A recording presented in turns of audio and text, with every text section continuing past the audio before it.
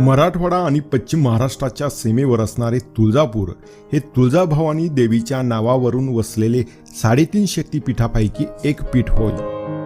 या तीर्थक्षेत्राला इसवी सन 1000 वर्षापूर्वीची प्राचीन परंपरा आहे.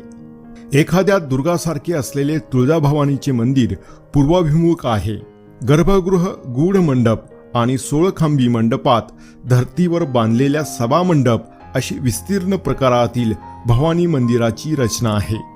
मंदिराला आतून अनेक ओवऱ्या बांधलेल्या आहेत. त्या परिवार देवता आहेत. मुख्य मंदिरातील भवानी ही अष्टभुजा महिषामर्दिनीच्या स्वरूपात आहेत. तिच्या मस्तकावरील अंगाच्याच मुकुटावर सयोनी शिवलिंग असून हातात त्रिशूळ, बाण, चक्र, शंख, धनुष्य, पानपात्र आणि महिषासुराची शिखा धारण केलेली आहे. पाठीवर बाणाचा भाता आहे. डावा पाय